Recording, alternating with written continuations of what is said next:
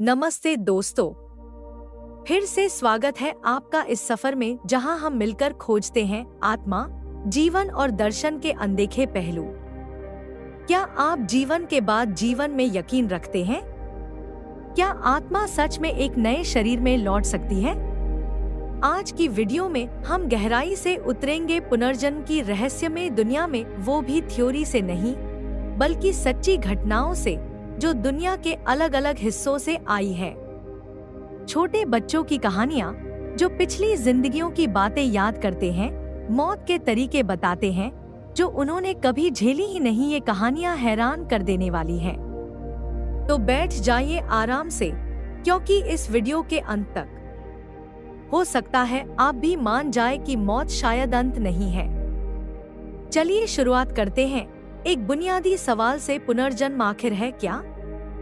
पुनर्जन्म का मतलब है कि जब कोई व्यक्ति मरता है तो उसकी आत्मा एक नए शरीर में जन्म लेती। गया शांति देवी की कहानी। दिल्ली की रहने वाली 4 साल की शांति अचानक बोलने लगी कि उसका असली नाम लुगड़ी देवी है और वह मथुरा की रहने वाली है।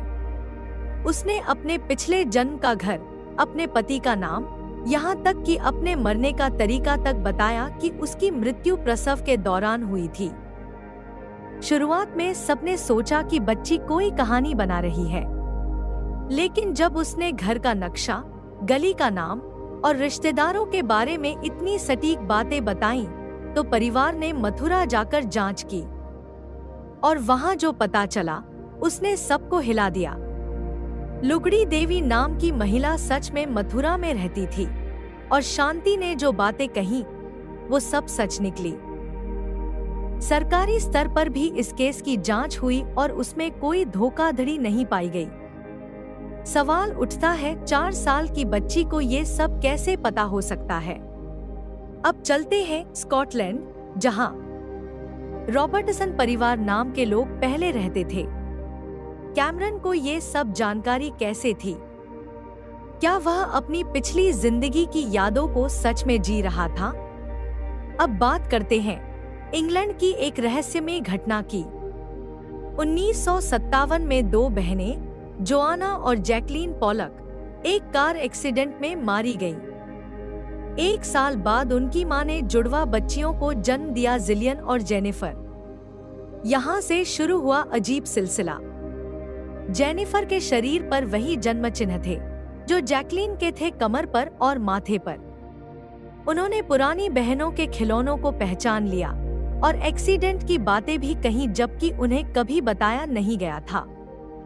जैसे जैसे उम्र बढ़ी, ये यादें धीरे धीरे कम हो गई, लेकिन उन कुछ सालों में ऐसा लग रहा था जैसे जोआना और जैकलीन फिर से लौट आई हों।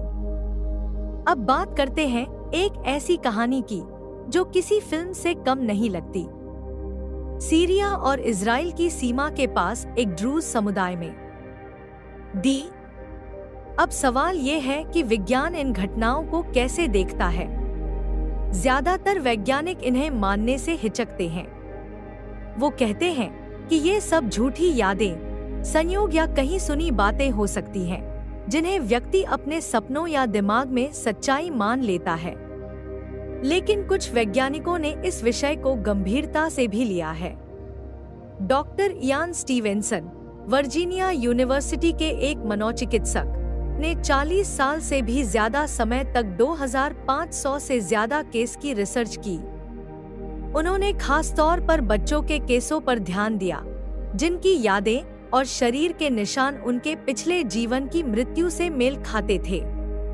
उनकी रिसर्च को आज भी सबसे मजबूत वैज्ञानिक अध्ययन माना जाता है। ये पुनर्जन्म को साबित नहीं करता, लेकिन यह जरूर दिखाता है कि कुछ तो है जो हम नहीं समझ पाए हैं। ये कहानियां हमें सिर्फ हैरान नहीं करती बल्कि सोचने पर मजबूर कर देती हैं। ये हमारे जीवन, चेतना और मृत्यु की बाकी लोग पूछने से डरते हैं। मिलते हैं अगली वीडियो में, तब तक के लिए जिज्ञासु रहिए और जागरूक रहिए। धन्यवाद।